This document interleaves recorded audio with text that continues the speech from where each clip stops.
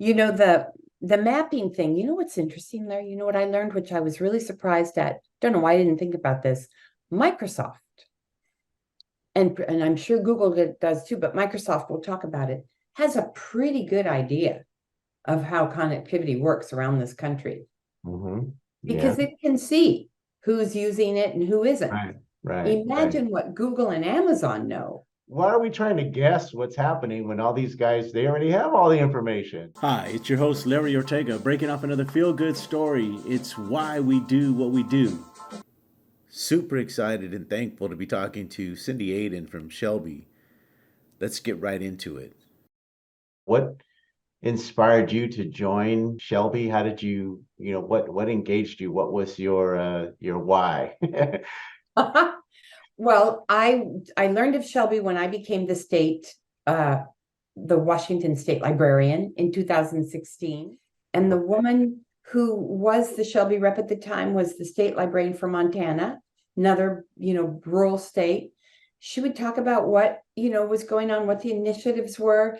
And I thought, wow, how great that there's this nonprofit trying to be a voice for the schools, libraries, rural healthcare back in Washington, D.C.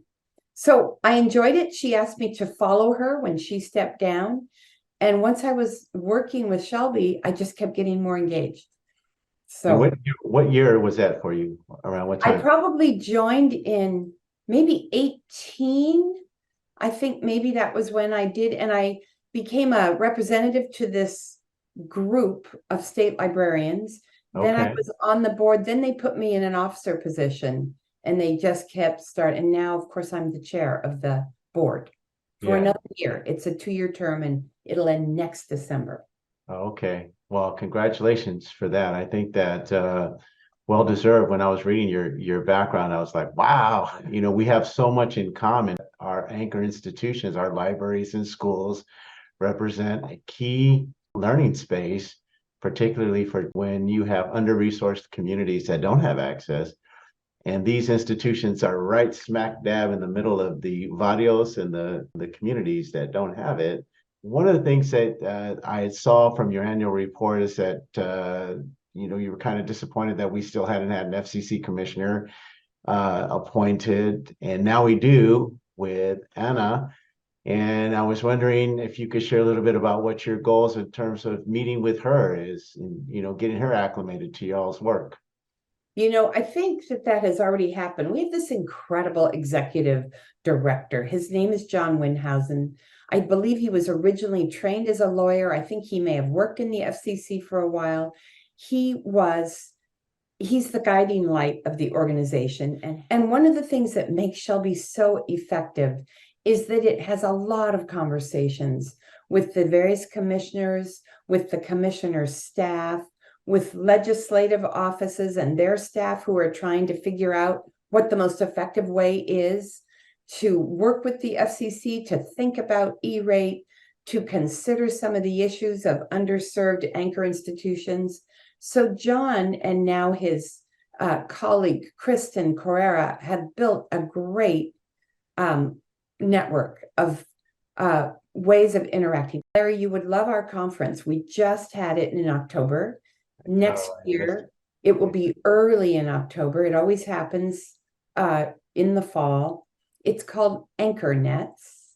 And the Okay. thing that's so cool about it is that it brings together all these different players in this broadband space, the consultants, the independent ISPs, government people, state people at the state level as well, librarians, rural healthcare, school folks, all kinds of people come together.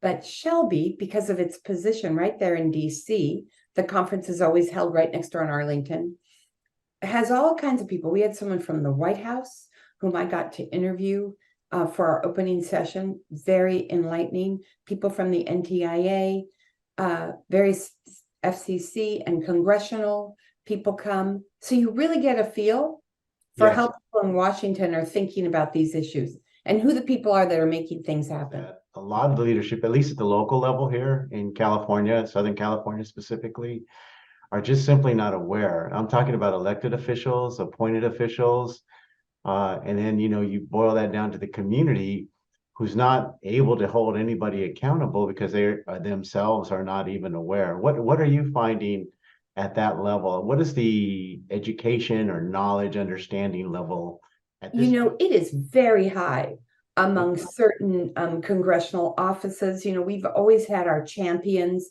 They hire very well-informed staff. So there's a lot of knowledge, but you're right, Larry.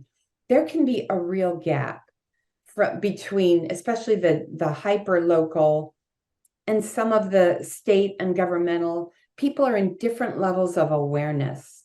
It's one of the things that I love about, Shelby has been trying to really bring together those state broadband offices with a woman in our state who was working for an extension office of Western Washington University, and she was doing rural digital initiatives. And she came up with this idea of how do we get all the local people who are really the ones who care together. And she created this model of a broadband action team. And in her case, in our state, she found that rural library district was a great gathering point, convening point.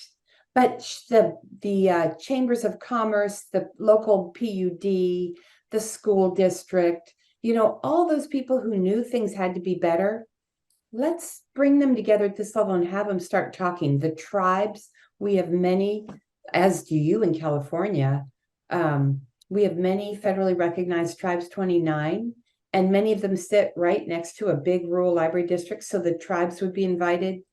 And it's kind of a starting point, Larry. You feel like the only real change is going to happen locally, starting locally, and then building your base and figuring out how to reach out to the decision makers or people that want to hear from you. Yeah, I have a meeting actually with former chairman of the San Manuel Band of Mission Indians, and now he's the assembly person. I think he may be the first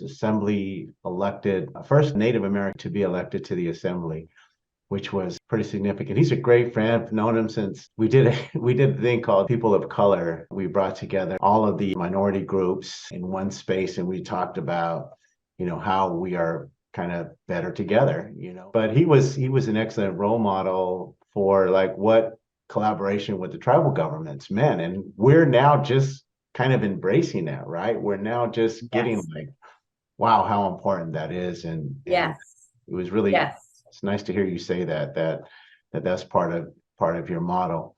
What is the group doing as it relates to getting the message out into the Spanish-speaking community, Spanish-speaking population?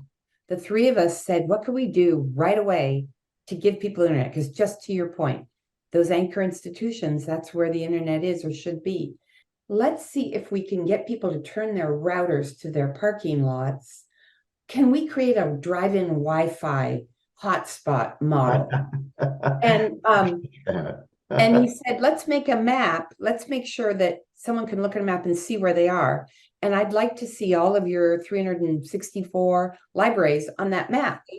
They do their homework. They fill out their, job application forms or whatever kinds of work they had to be doing. But people made it a community space. Yeah. But what really highlighted was, hey, nobody has connectivity at home. That's what we now know about this community. Yeah. And so it really helped raise how important it was that the next step with this digital equity work is figuring out how to deliver connectivity, affordable connectivity. Well, our group would like to partner with you guys in terms of sharing the statewide model that we've created. Our first thing out of the gate was partnering with the school district here in Pomona. That was one of the first things that we did in 1994. If we can just like connect the dots on some of this, I think our strategies would be, would go deeper and longer in terms of, I know one of the things in your annual report, you mentioned longevity, right? In terms of sustainability, how do you make it sustainable? And it's just getting people on board with you, Yes.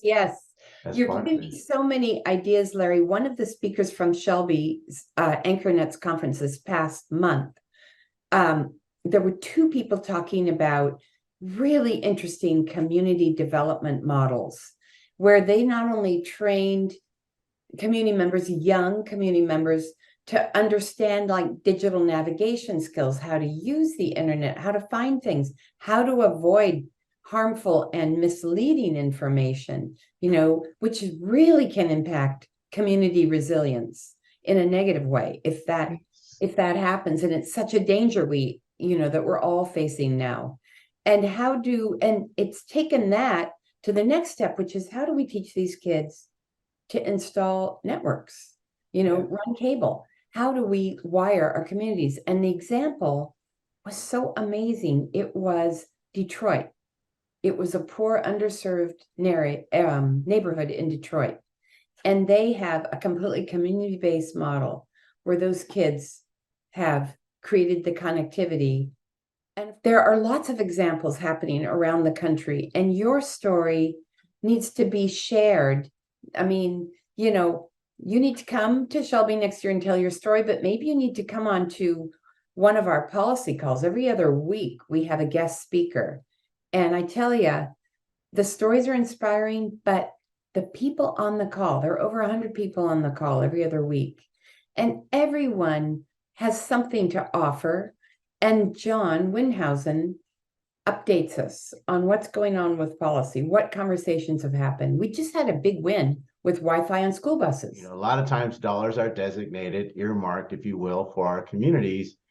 And at the end of the day, they go right over us because of our lack of awareness and our lack of understanding of what's out there. And I fear, Cindy, that that's going to happen again. And that's why I was like excited to hear about you and say, man, we gotta collaborate, because we got to let our communities know that California is going to get 1.83 billion for this effort. And the way it stands right now, the communities that don't have or that were digitally redlined in the past are at risk of not even seeing a dime of those dollars because of the lack of awareness that they know. Keeping people in the dark and not understanding what's going on allows laws to be passed. Like in 2012, there was a law that was passed, California Public Utilities Code 710, that literally legalized digital redlining, right? It made it law to say, hey, if you can't make any money there as an incumbent, and I like what you guys do, you don't accept commercial dollars. I meant to tell you that. And I was like, good for you, because it keeps you neutral. It keeps you like, you don't have to like carry anybody's water, and you could just, kind of be who you are and what you need to be. And I think that's beautiful. But, there's so much to understand about what's going on right now. And we need mechanisms like you guys to try to communicate that in Spanish. We have 2 board members now who are in California working in school districts. One of them we just had join. His name is Luis, but his last name is Wong. Do you know Luis Wong? I don't know him, no. He is the CTO, I believe, in the Imperial County Library. Oh my gosh, I need to know that guy. You do need to know this guy. I'm going to introduce you to him. Okay. And the other one is the guy I mentioned to you before, the man Phil Neufeld. Fresno, right? Fresno CTO.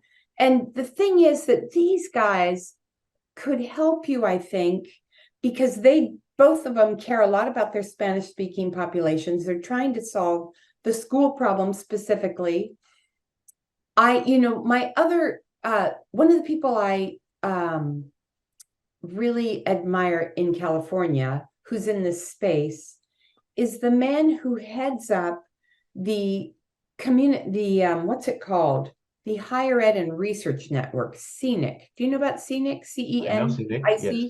So that guy, Lewis, he's another Lewis, is really smart about and expanding the kind of reach of what his organization probably originally thought it was supposed to do, which is just connect the research institutes of research and higher ed. Right. He's gone on and made a commitment to all the libraries in the state. He's working with all the school districts. He recognizes that they have this huge broadband network and they need to get it all over the state. His organization, Scenic, worked with the legislature and ended up the legislature ended up incorporating and creating a secondary organization called Golden Net, which is the middle mile organization. And Okay. they're using middle mile dollars. Lots of really interesting stuff is happening in California, and there's a lot of awareness. Do you know the name Selwyn Holland from County of Los Angeles? No. He's a gentleman that heads up the Delete the Divide program for the County of Los Angeles. And one of the few that is actually courageous enough to be honest that the BEAD dollars is not the end all to beat all, it's just, it's a start. It's great. I'm so glad that it's happening, but he was the one that said it himself. He goes like, it's not going to be enough. It's not enough money. The sustainability and the longevity that you all talk about in your mission and in your annual reports is something so key. And I think that my colleagues, because I talk to people on a national level as well. There's a group that does a national call every other Friday, and they have people from all over the globe. They have people from England, from Australia that are talking about, this issue and understanding that, this is our shot. We got to get it right now. And so we can do all the planning, because once the money's gone, and if there was no foundation laid to say, well, how do we sustain this? Shame on me, right? And shame on us. Yes, I know. I'm worried about that too, so much, because Larry, what we know is that the big players who have always taken all the money, the major ISPs, are going to figure out ways to promise to deliver, even though they never have in the past. Right. And they are going to get the lion's share. And part of the problem is there are deserts where there are not independent ISP companies, and where the voice of advocacy isn't strong enough, and they are going to be overlooked. I am certain that this is going to happen because it's too much money. Right. It's just too much money, and it's coming at us too fast. It's impossible. I watch my own state grapple with how to figure out accountability, how to have enough staff in their broadband office to do this right. And I think everyone's nervous that there's just no way we're not going to miss some people. And those people who are underrepresented, are in a very precarious position. Right. And to your point, Cindy, where you said that the incumbent players, the AT&Ts, Verizons, the guys that have made these promises for decades, to be exact, right? We'll connect everybody. Just allow us to do this, allow us to do that. And we look around and we say, well, what happened? I thought, and nothing has happened. And even now, Cindy, AT&T now is trying to get the permission to shut off all copper wires. I don't know if you know about what's going on there, but they were paid billions and billions of dollars in fees to upgrade everybody to fiber, and they didn't do it. And there's books written about it. There's reports. There's filings. Just mountains and mountains of filings that have tried to bring the attention to the legislators about this issue, and it has not been met with understanding or embraced at any level. It goes back to the fact that our community just doesn't understand it, right? Yeah. And if you think about, my heart was very hard about and disappointed and frustrated, really, because our leadership here in California wasn't getting it, right? And then I had a conversation with a lady that was at Cal State Dominguez Hills, and she softened my heart so much just by these words. And she said, well, you have to understand, these folks that are there right now grew up in the same kind of environment that you did. Their mothers and fathers were not judges or, elected officials or, so they're barely coming at this for the first time. So being compassionate and understanding about trying to get them educated on this thing is going to be key. Yep. A lot like you guys have done already, right? So that's why I'm impressed by your model, is that you have these relationships, like you said, about with the FCC staff and the congressional leadership that's out there, who I would love to meet, because here locally for us, our congressional leadership doesn't get it. They don't understand. But if they can find other congressional leaders that do get it and then have that conversation, now you have a peer-to-peer conversation. it's really possible for things to change. It But is. it takes, as you say, it takes awareness, education, and it takes building strong networks so you can, people know what you're trying to do. How we got here, is that historical aspect, is it in the realm of what you guys would like to discuss in the future? Is it important? Do you see it as kind of levers that can help us? Because for me, it seems like it would be if we could say, hey, AT&T got 500 billion in the last 2 decades and they haven't upgraded everybody, and now we're talking about giving them these dollars, our B dollars. And it frustrates me too, Larry, that there seems to be, I guess, because of attrition, because certain lawmakers move on, there's not a continuity necessarily across 20 years of state government that will carry this message forward, that remembers this. And part of that broadband mapping is a place for us to tell that story, right? Because we say, you know what, Stevens County isn't served. There are 3 addresses. And so Comcast is claiming that they're serving it. And that's not true. They're not served. So we're exposing this. So I think that there is an opportunity to talk about the past. I think you and I both know this because you've been an organizer and a public speaker longer than I have, or in this realm. You know that people hate to be told they were wrong. Yeah. Or that they were stupid. So somehow you've got to make this message, I know we all care about taxpayer dollars. We care about effective solutions.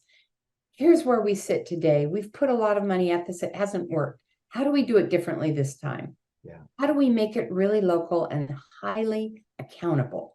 The guy that's heading up our stuff at the California Public Utilities Commission, gentleman by the name of Robert Osborne, he was the guy that created the maps way back. I knew him, way back when he was just one of the, the underlings, from, he was like, hey, they gave him all the dirty work, figure out the maps, do this, do that, so he was doing a lot of the grunt work. And, so those maps that, California has those are his babies, and now he's heading up the whole thing. How do we go about doing that? My idea is like we educate community, right? So the community's understanding and able to ask the questions that are important. I would love to, I like the words, really local, highly accountable. I don't think that we have that right now.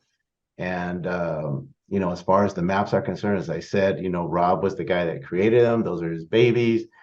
I mean, we're just not going to make a whole lot of traction there unless there's a broader understanding, which is where, a Shelby and a Cindy come in and say, hey, well, you need to get connected to these resources here, and they can help you.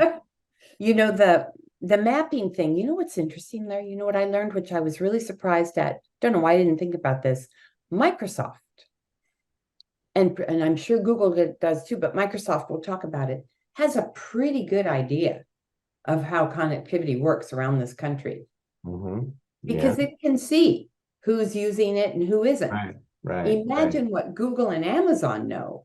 Right. Yeah. Wouldn't it be cool if the 3 companies would overlay their vision of wouldn't that be something? And just point out, by the way, no one's buying anything in this little part of rural California. And we know that shouldn't be the case. No one's asking questions. No one's getting Wikipedia. Amazon does know so much about everything that we do. Yes.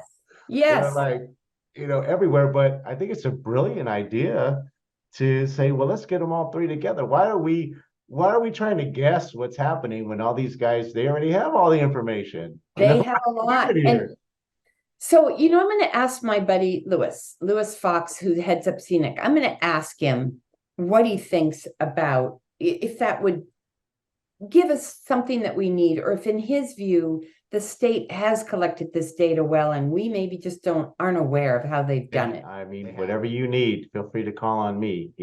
I will be there. Thank you. Thank you. Well, ditto. Let's figure out how to help you get the visibility you need. Please like the video and subscribe to our channel today.